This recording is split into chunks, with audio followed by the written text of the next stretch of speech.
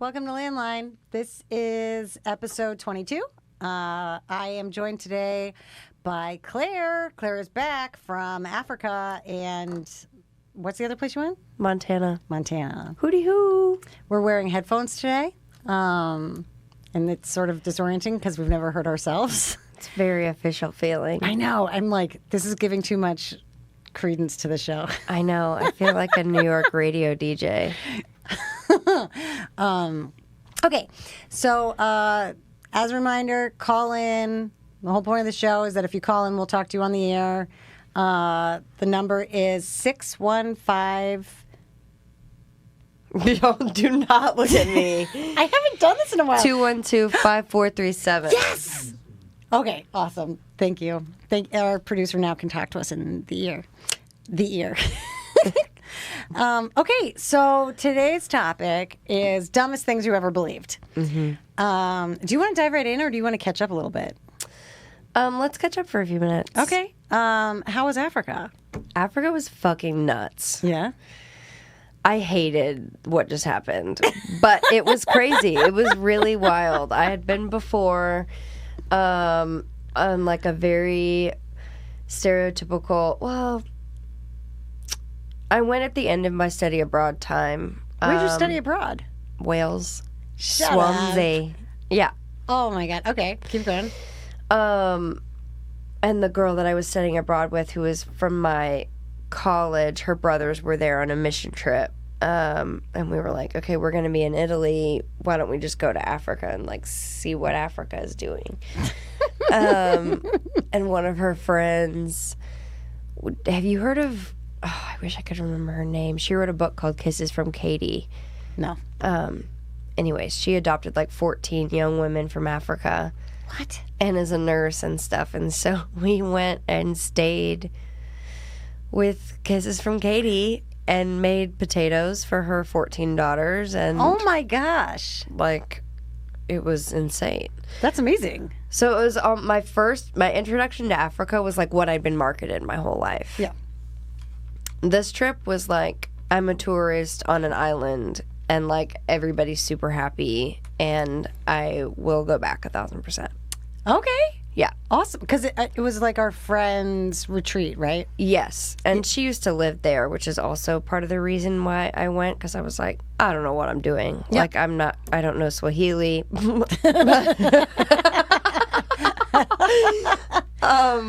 And I like just feel better going with somebody who like knows how to do it well. That means I have to think about it less.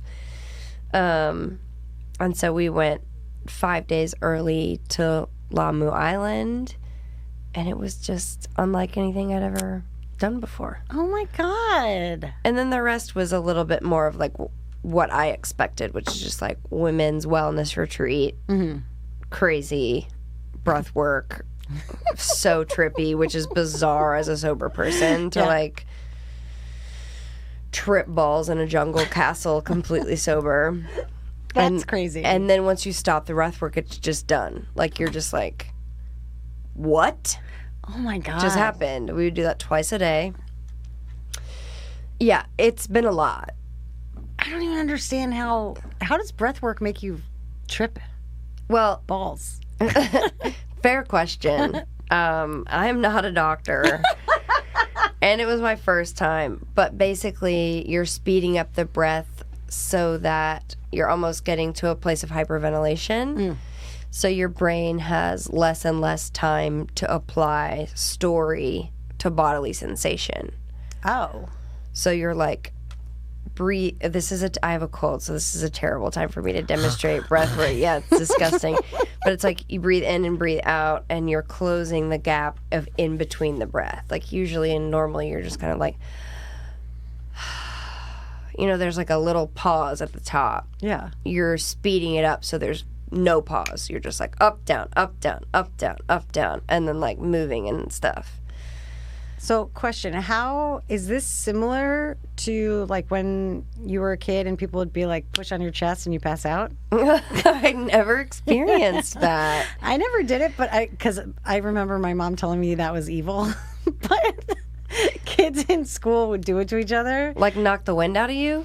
No, it was like I remember just being like, do you want to play like the push on the chest game? Which, as I'm saying this out loud. Anyway, but yeah, it was something where you like made each other pass out. Not like knock the wind out because that'd be super uncomfortable. But like you made people like pass out. How long were people out? Just for like a second. But like, I think the idea was such a dumb kid thing. Yeah. But like it made people feel kind of stoned or something. Well, sure, if they're knocked unconscious for a minute. Like people love doing it to each other. And I was like... I think it's like so different. Oh, good. Thank you for pulling it back to what? I think it involves the body. Okay. All right, cool. Yeah. So we did a lot of that, and then we went on a safari. What does that mean? Like, I understand, like, what, like, the kind of comic booky version of, like, I'm going on safari, so I'm in a... It's that. Jeep, and I see elephants. It's exactly that.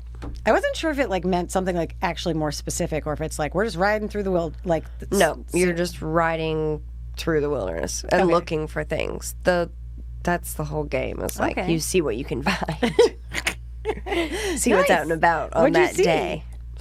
I counted because I'm a nerd, and it was like 53 animals. What? Yeah, we saw 3 of the big 5. So we saw an elephant. I think it's called a Cape buffalo. Okay. The like big one with the horns. It looks like a wig. Whoa. And something else that's really big that it's not a hippo. But it might be a hippo. But maybe a hippo's in the ugly 5. Oh, a leopard. We saw 3 leopards. And that was really exciting. Yeah. And the elephants charged after us. And that was very exciting. She like made, it was like a 40-year-old mom. And she made her like noise at us and like chased down our thing. Does the ground shake? I don't know. Like when like we were in a car. Okay, well, but that's a valid question. It probably did because she was gigantic. Oh my god! And all of her babies were hidden behind her ears. Oh my god! All you could see was like 4 little trunks behind it. It was adorable. That's awesome. It was very cool. I remember one time, so I used to work for this nonprofit that worked on like digitizing ephemera from the anti-apartheid movement. Okay. Yeah. And ephemera is like, it's typically something that's on paper and it like represents like a moment in time. Anti-apartheid. Yeah. Sorry, phew. So I was pro-apartheid for this brain fog. All I heard was apartheid, and I was like, ugh. Yeah, no. So it was like the whole thing was like documenting like notes and handwritten letters and things and how it all incorporated into like the Truth and Reconciliation Commission and all that stuff. So it was this cool like educational initiative I did when I was living in Princeton. So this was like 8,000 years ago. Anyway. Relatable. Yeah. So my boss, people would have to go to Africa all the time to like work on like getting these materials because they were like literally just in the jungle. Yeah. So I remember, I had this boss, she seemed so much older than me. She was 36. I was 24, 25. Yep. She was wild. Like she was the first person I'd ever heard who drank 10 drinks in one sitting. Okay. And I was like, how are you not dead? Little did I realize that was going to be my life. Yeah, you're like, I'm inspired. Right? So she would travel all over the world. And she went to Rwanda. Mm-hmm. And I think, if I'm getting this right, gorillas are like only in Rwanda. I can't speak to, I do think they're there. They're also in Uganda. Oh, okay. Which is what made me really mad because I was in Uganda before. And I was like, you mean to tell me I made it all the way to Africa before. I didn't see a damn and I gorilla. just like boiled potatoes. And I didn't go see gorillas. Like, okay. Yeah. So cool. She went and she said she went on a gorilla trek and it was the most terrifying thing. And like this woman was crazy. Like she would obviously do everything. Intense. Yeah. And apparently when you do it, you have to go with like a guide who lives there and actually knows what's up and is like, you guys are morons for doing this. Sure. And you get this orientation where they're like, okay, whatever you do, don't look at the gorilla. Yeah. And so you're going there to look at the gorilla. Yeah, don't look at the gorilla. Like, It's like I imagine meeting like Mick Jagger, where they're like, Yeah, they're don't just look him look in at the the eye. floor. Yeah, just look at the floor. Yeah. So they go. So she's like, so we go, and the way it works is like they all stand in a circle. Like maybe the guides stand on the outside and they're on the inside. Like it's something where it's like she was on the inside of like the circle of people. Okay. And when the gorillas come, the whole ground shakes. Like it's crazy. So So she cool. said she was just looking down the whole time. And like she's like, I mean, she's done crazy stuff, and she was like, I've never been more scared in my life. Yeah, I'm sure. I do think you hike like miles. Yes. Oh yeah. No, it's insane. And the scary story they told, like the cautionary tale that they told, Oh God. was you can't look them in the eye. And one American, of course, previously had been on the trip. Yep. And he was like some idiot college student. And when the gorillas came out, he went like this. Oh no. I know. For our so listeners, nervous. he was beating his chest. And the gorillas apparently picked him up, Yeah. threw him from tree to each other. He went home like he was alive, but like No, he's dead. like body cast. Like it was like real bad. So they tell you that before you go on the trek, where they're like, don't look at them. So Oh my Yeah. God. Imagine being that guide and just being like, take him. yeah, where you're like, guys, I mean, it's an American. What are we gonna do? Yeah. You win some, you lose some. Wow. Yeah, I didn't know. I mean, I guess the eye contact thing makes sense. yeah, it's like considered like A threat. yeah. I think it would be very affronting to see something that looked that much like me. Yeah, It was weird even just seeing like tiny monkeys those videos you sent were amazing. with hands and like seeing baboons up above and being like, do not come down here. Like, please do not come down here. So mean. Are they? Yeah, very aggressive. Did you see them being mean, or is this just something people know? No, I just saw him prancing around and like Okay. staring down at me. I was just like, Oh my god, I would be so stressed out. Like, yeah, it's been a big summer. I saw a bear in Glacier. did you? My first bear sighting. How close? It was right outside the car. I was so glad to be in the car. Yeah. I was like so mad at my whole family. And I'm like having a moment where I'm like, what do I do? What do I do? And then I opened my eyes and I was like, that's a bear. It was the most bizarre. Just like, thank you. Stay the course. So I got a little bear. Oh, nice. Yeah. How big was it? It was large. Like- I mean, it was a young one, but it was like at least the length of this table, if not longer. Man. And it was just like lumbering down the side of the road. We should go on a trip together. Yeah. Can Okay. you imagine? Yeah, I'm starting to like get my.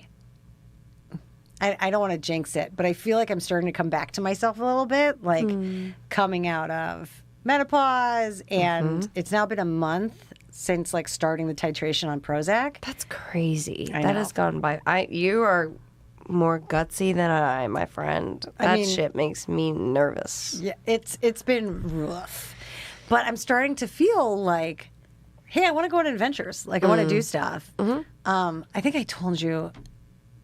I don't know if I shared this last week because I don't want to repeat. Seth and I went to Gatlinburg, Yes. and I was like the worst because I just had migraines and I was in withdrawal the whole time. Oh, right. You got sick and had to stay in the hotel. That really sucks. Like it sucked. And I mean, I mean, it's no secret that I'm not like the most outdoorsy person. Sure. But I like woods. Like I I like the aesthetic of it. Yes. So I was bummed. Yeah. But we're about to go on another trip. To say the least. Yeah. So we're driving from Tennessee to Gettysburg. Yes, ma'am. And I'm actually really excited about that. That's going to be fun. Yeah. Yeah. I mean, like like getting married will be fun, but also like I'm excited to go for the two of us to like be on a road trip together and like see stuff because I we think have road tripping is so much fun. Okay, that's something that when I was a drunk, I hated. How come? The whole time I was like, when am I going to get booze again? And like I would like be hiding booze with like, I remember there were lots of times that people, before I like was completely lost in addiction, I used to go on road trips a lot and I liked it. It was like, you know, you're exploring, you're looking at stuff, you're listening to what we called books on tape. Okay. But then when I started drinking more, it's like I just felt trapped all the time. Where it was like, but when am I going to be able to make sure I get my stuff? And it wasn't until I got sober that I realized that was the problem. I just thought I became someone who didn't like road trips. Yeah, got you. And so now I'm like, oh, because I can kind of be present with it's not dissimilar to the adjustment I've been doing with taking showers, where it's just quiet time. Like I wasn't good at that. Which is, I was gonna ask, like, what do people who don't listen to music do on road trips? Because half of my fun is just like screaming at the top of my lungs. Do you have like a go-to? Truly. Like genre at least? Like what do you like? So many. So many. I need to listen to Blake's band. What's it called again? Or the one he's working with? Larcene. Okay. Is the newest project. Okay. Yes. Yeah, I need to hear his stuff. Me too. Get in line. Yeah. Can we talk about how you're now in a relationship? Yeah. Because every time you weren't on the show, I would tell people you were on dates. Right. Yeah. Yes, we did talk about my dates on here. So I feel like, you know, our listeners want to know. Update. Yeah. You have a beau. I do. Yeah. I know. First time in a minute. And it's going Really well. That's awesome. Yeah, the curveball to end all curveballs. What does he do? Right now, he is a guitar tech. What does that mean? It means he tunes all the guitars for concerts Okay. and like makes sure that for this tour specifically, one band member's gear all sounds good and right for the right song. Okay. So there's like a different guitar for like 13 or 16 songs. Oh, whoa. So he's like prepping one after the other, and like getting all of it situated. That's cool. It is cool. Sounds stressful, but cool. Very stressful because you're like backstage of a giant live show, and then you're like in your in-ear. It'd be like these in your in-ear being like, does this sound right? Yeah. Hopefully. We'll see, I guess. Yeah, and then you have to switch it all. I don't know. There's a lot of steps that I don't understand. Yeah. I don't know anything about the music industry. Like, I remember you telling me that term, guitar tech. Mm-hmm. And I didn't know what it was. Yeah. I mean, and frankly, I told Seth where I was like, I don't know, he's something stupid like a guitar tech. Yeah, that sounds like you. Yeah. And Seth was like, that's a great gig. Yeah. And I was like, I don't think I understand what it is. Yeah, it's a great gig. Yeah. Yeah. It's a cool that's so experience. Awesome. Yeah. I'm excited. I'm excited to see how this plays out. Yeah, I don't know. Because he's away now for a month. Yeah. I know. That's where I'm like, what? I mean, you guys are like the traveling couple, though. I know, it is nice. I do feel like both of us are in,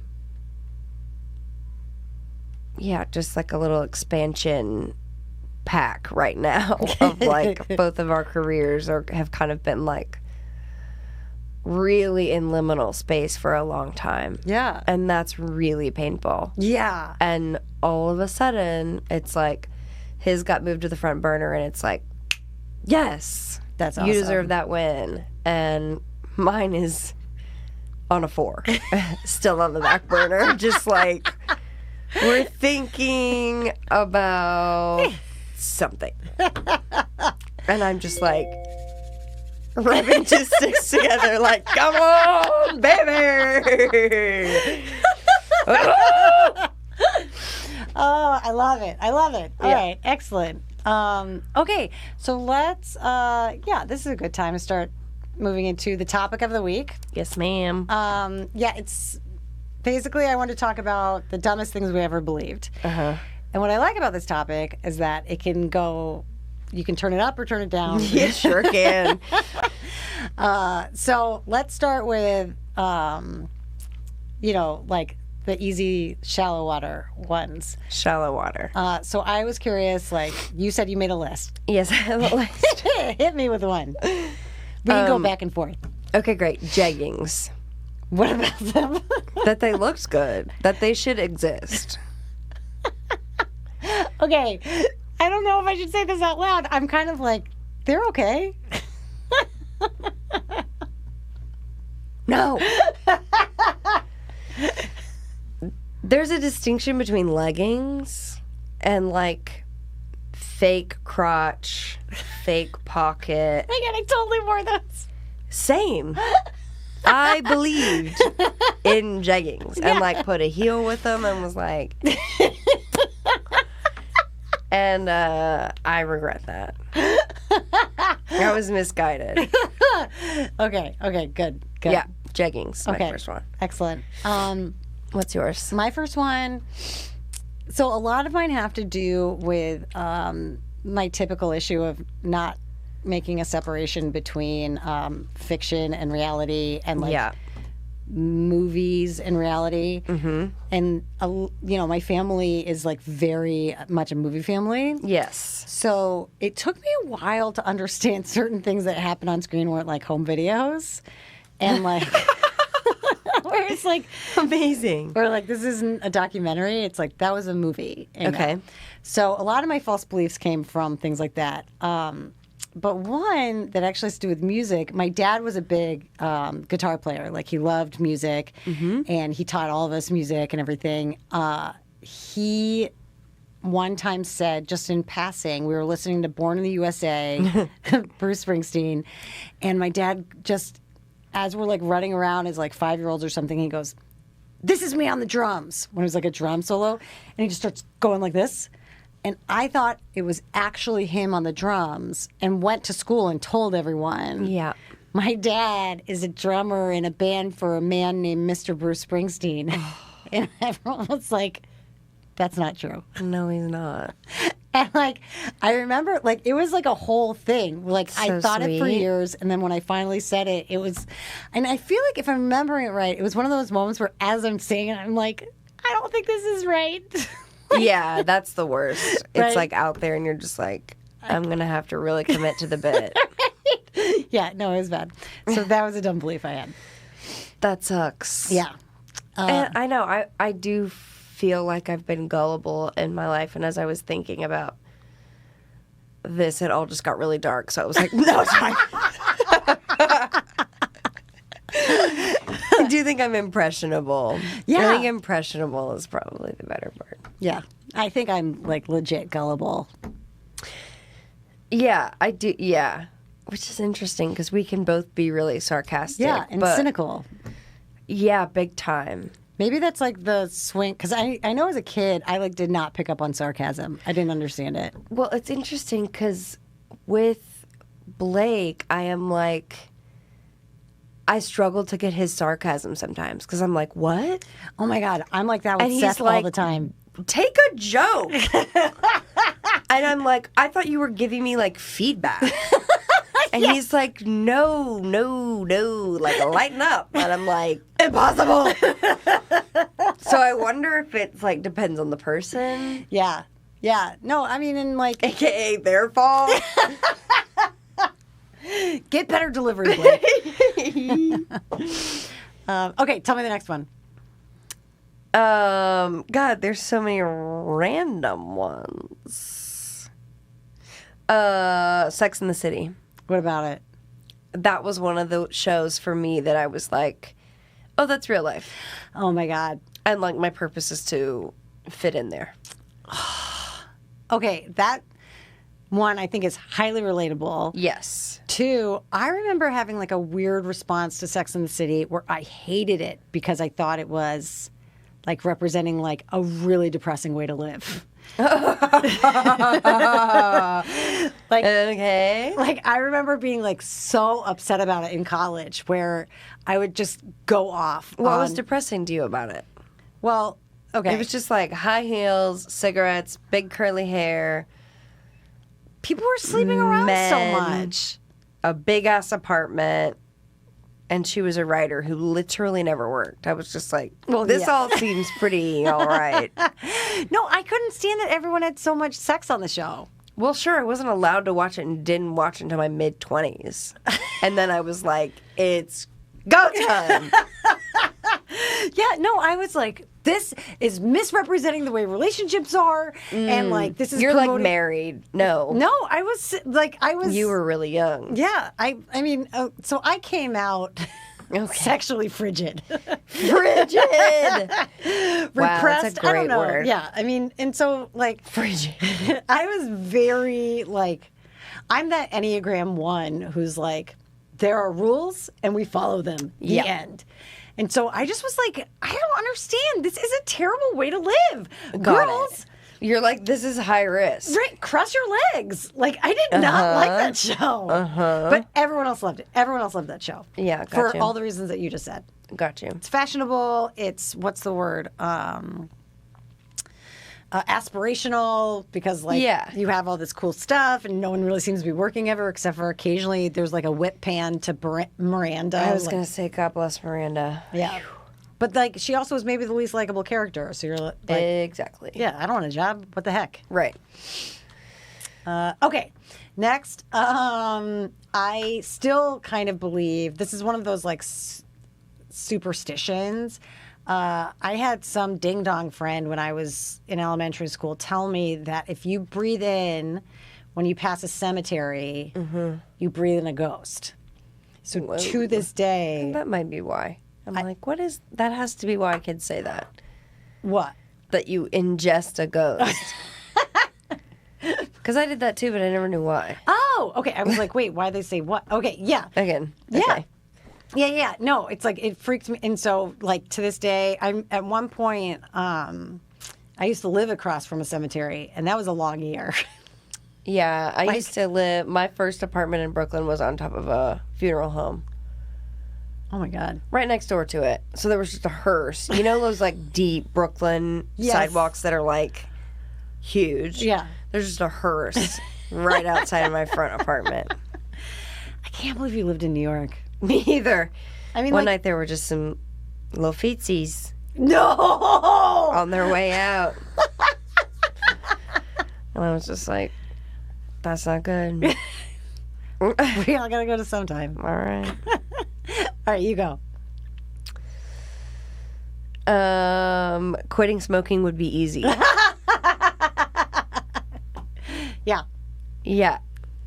I think I have that belief about vaping, where I'm like, oh, it won't be that hard to quit one. I mean, I have zero I still intention. have it, and I'm back to vaping.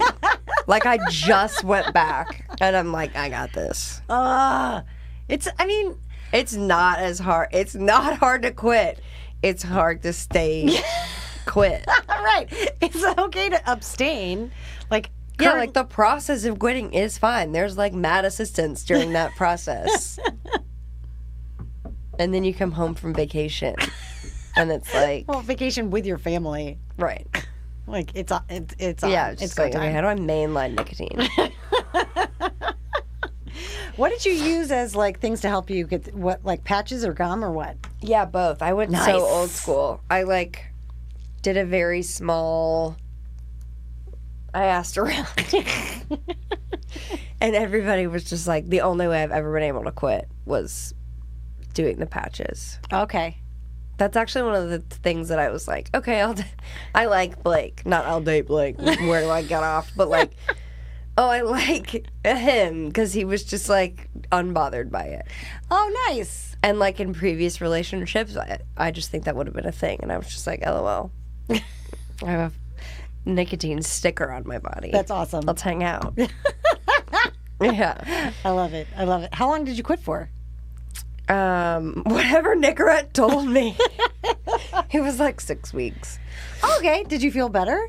I felt amazing, Inga. God damn it, that sucks. And it's not like I feel all that bad now, she says with a head cold. It's just like, I just don't like that I do it. Yeah. Yeah.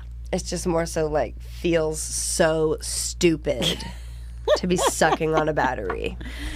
But it's fine. I wish I felt worse about it. Yeah, it's fine. I ebb and flow between being like, I'm scum of the earth, and being like, this is totally cool. Nice. Okay. Yeah. Excellent. Okay, what was another one of mine? So did you ever know anyone who went like this? Golo, golo, golo, golo, golo. Sure. Really? I mean, I don't know. Everything you're doing, I have like a faint memory of, and I don't know where it's coming from. Because I remember I was thinking of the dooey, dooey, dooey, dooey thing that would happen. What was that? It was like, throw. I know what you're talking about. Is that different than, are you saying gullah gullah? Gully. Gulu, gulu, gulu, gulu. What is that? Yeah, now I'm and scared you I have to just do offended somebody. You have to do the Yeah, I finger was like, thing. your pinky's going wild. Yeah, no, it's like, also, I think it might be double jointed in this It's like pinky. scooping. Yeah. It's supposed to just be like this, like, wrap. So I had a cousin. Named Dana who was the cool cousin. You know? We've heard about Dana. Yeah. Dana's like a badass. She had hair like yours, but red. Wow. Right? Okay. She is where, you know, I have like the Irish gypsy in me. She got the like Irish, like, Irish. yeah, like you could see, like she got all of it. Yeah. You could see it. And she was the cousin who was like just super cool and maybe loved just torturing all the other cousins. And so I remember her teaching me, she was like, let me teach you something people at school are going to think are super cool. This is what everyone in London does. Right? And she did it. So I went around doing that for a long time. Yeah. And then as an adult, I was like sitting at a party, maybe at seminary, and I was like, "Hey, seminary. Do you guys remember Gulu Gulu Gulu?" They were like, no. "Did you have any friends growing up?" Like it was like, Yeah, and that's a tough crowd. If that crowd is like, no. I know. When like Lutheran to be pastors are cringing for you, you're like, I've reached the bottom. Evaporate now. Okay, next. Sorry, I think I'm getting your cold. Snorting in here. Where are we at on our scale? Oh, let's start escalating. Let's start escalating. I guess I kind of already did. Oh, I have another funny one. Tell me. I just cracked myself up when I wrote it. Because I just wrote, this dog won't have fleas.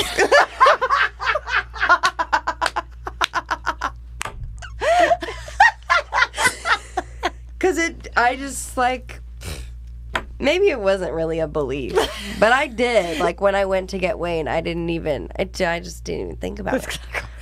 This dog won't have fleas. And I just made myself laugh. Nice. I like it. Okay, you do a serious one. Okay. So this was what actually I wrote about today. Yeah. Was thinking about the different perspectives I've had on depression throughout my life, where I've gone back and forth between thinking depression was a weakness of mine or just something completely out of my control and like there's nothing I can do about it, you know? And the reality, at least what I believe now, is it's something in between. Like, in a way, it's completely in your control and completely out of your control simultaneously. And I kind of think now it's more like the way I think about addiction, where in this recovery group I'm part of. What could it be? One of the things they say is like, like having like a spiritual aspect of your recovery. Through that, the obsession of drinking is lifted. And that's not something that you do through willpower or through self-knowledge, right? And I think that's really similar to depression, where like in no way is getting sober a passive, a passive activity. No. But it also requires like the humility of acknowledging it's not something we can power through. Yeah, acceptance. Yes. And I was thinking about this where, like, I think, honestly, in current times, the mental health field's like a little bit like wonk. And that's coming from someone who, like, went to grad school for it. So, like, I used to love it, and now I'm a little bit like, meh. And so I was kind of going back to more old school biblical stuff. Mm-hmm. And I was remembering, like, it's not like back in the day, like powering through. Okay, sorry, I'm not really saying this well. I think in some ways, there's a lot of like, let's medicate everything today, right? Like, yeah. That's a go-to. Mm-hmm. And there's also this kind of idea around like, but back in the day, we like, whoof, like pulled ourselves up by our bootstraps. Mm-hmm. But that's overlooking a lot of really influential like saints and philosophers who desperately battled with depression. Most notably, St. John of the Cross, who is where we get the term dark night of the soul from. Okay. Like, news to me. Okay. This guy, like that, he wrote this whole thing about severe depression, and depression basically feeling like the separation from God. Mm. And it's like this kind of, not like memoir, it's like a cross between like a memoir and inspirational, like old text where he's just going through what it means to have a dark night of the soul and how it's like God is present for it, but like the nature of it is that you feel completely abandoned by God. Uh-huh. Hopeless. And, yes. Mm-hmm. And like hopelessness is like the crux of depression. And I think, actually, and so you saying that, it's reminding me like, I remember, I don't love to talk about being married to Jake just because it makes me like a little bit sad still because everything was like pretty sad. Yep. But something that we had promised each other was to never despair. It was like, no, because we both struggled with depression. Okay. I know, it was a barrel of laughs in our house. That's such a tall order. Well, no, because you could be depressed, but just don't despair. Basically, don't give up. Okay. Ultimately, he and I both kind of gave in to despair for various reasons. Yeah. And, like, that's when, for me, I opened the door to things like just substances and, like, escape through anyway. Mm-hmm.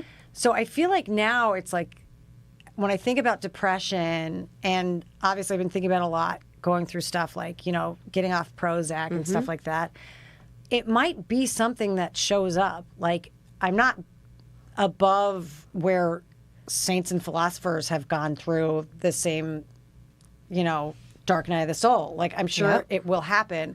But I think acknowledging, like, hopelessness is sort of the way it tastes. Like, that is just the taste of depression. Mm-hmm. But giving up hope or, like, despairing is the kind of pivot point that you do have some agency over, like believing there's going to be a dawn after the dark night. Yeah, the willingness part. To just keep going. Yeah, to take a next action. Yeah.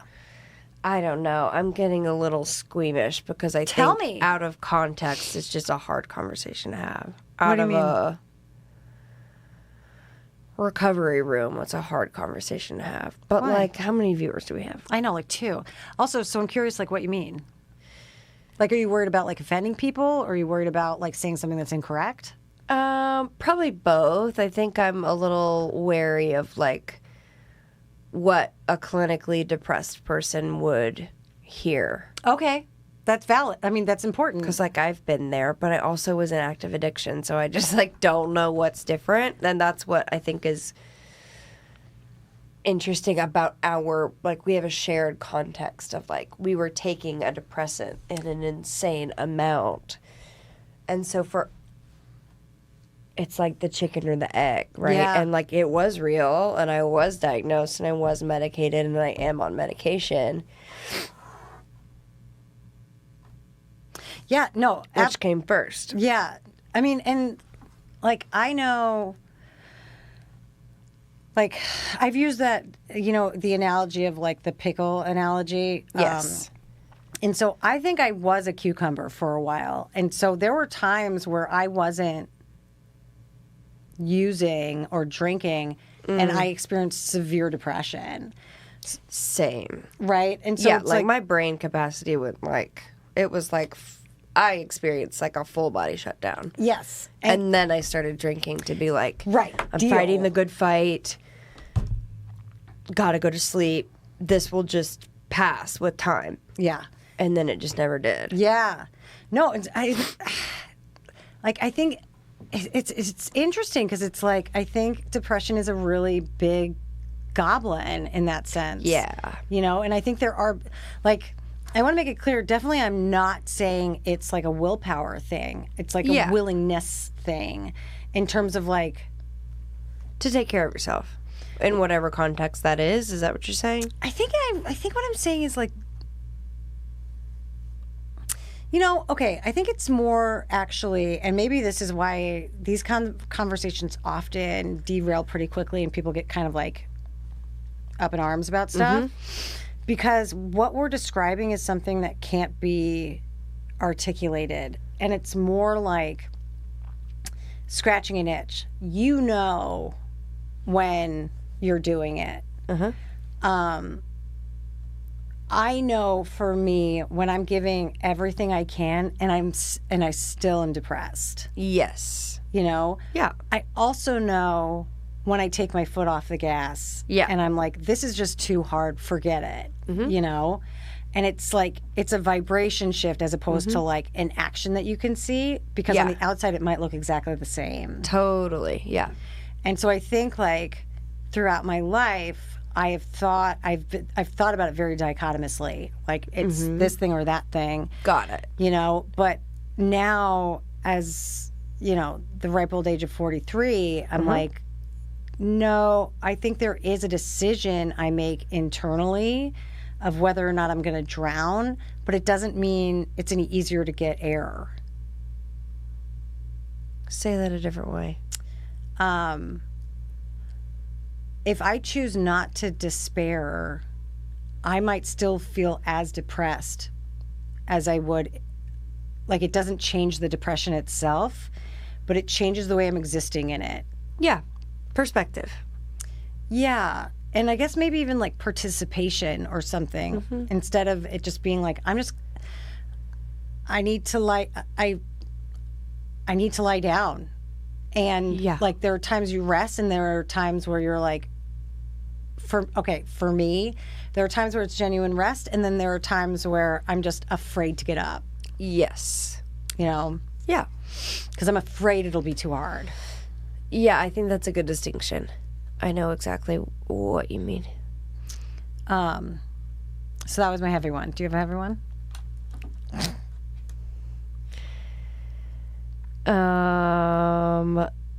I mean, I have one heavy one and then how much time do we have? One heavy one. I gotta take this off. Everyone's just gonna have to deal with my arms. It's so hot in here. Just great. Go ahead. My, like, whatever, I don't know. I like the one that I wrote that said good music taste means vulnerability.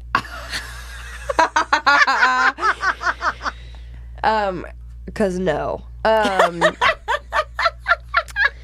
But, yeah, I think my deeper one is just like that I really believed that like loyalty was like my highest valued currency for a long time. Really? Excuse me. Yeah, tell me about that. I just think it was my value system of like, it's what I prioritize. It's how I wanted to receive love, I thought. And it is how I measured my safety and structured the relationships around me, or didn't. What's the false belief around that? Like, why was that a dumb thing to believe?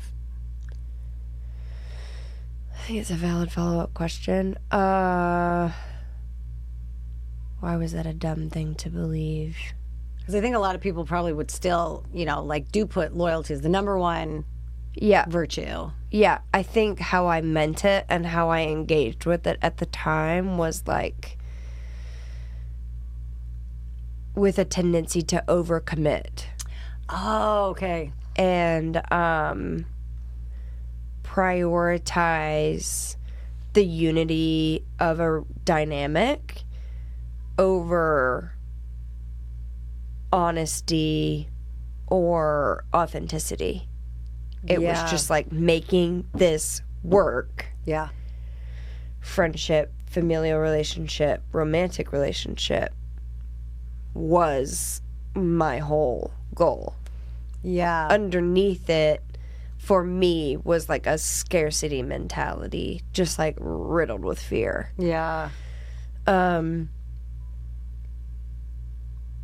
Yeah. What would you say is like the virtue for you now, like the top virtue?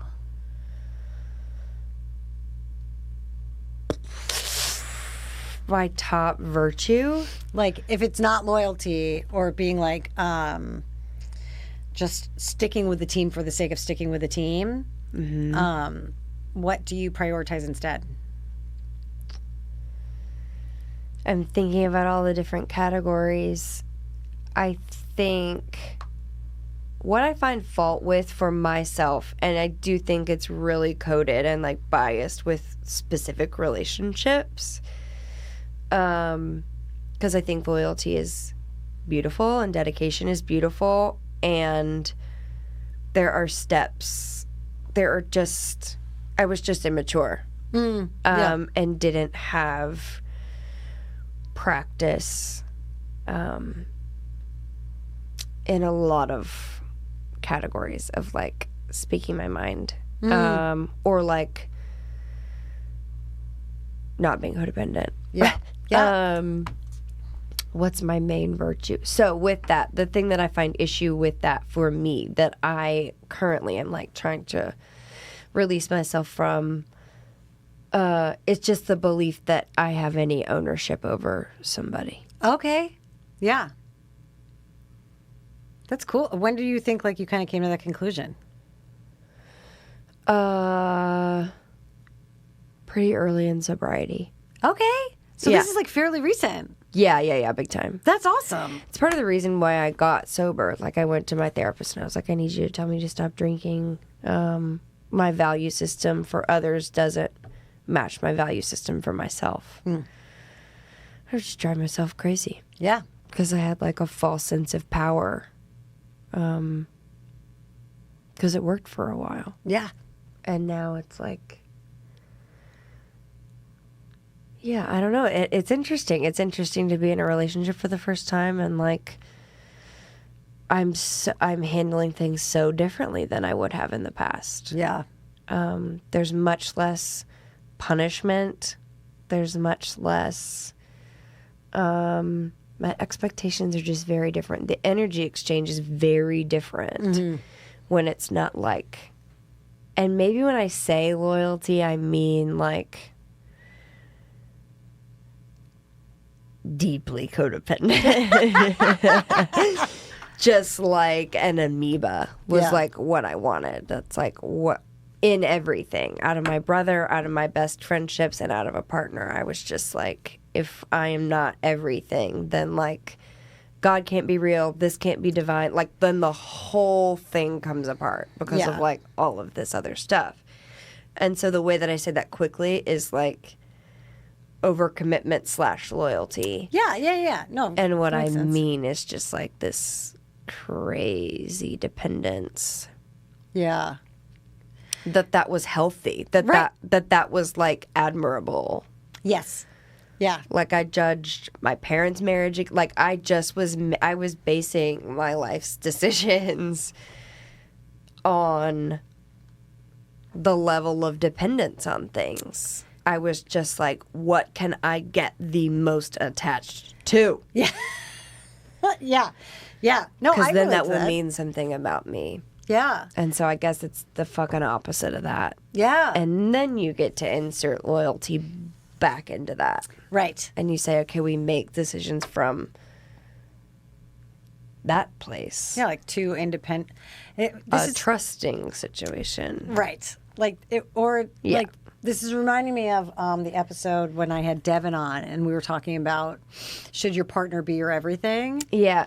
And I love it. this Devin. I know. Devin's awesome. I love Devin. Devin, I hope you're having fun in Iowa. She's not. I know. I talked to her too.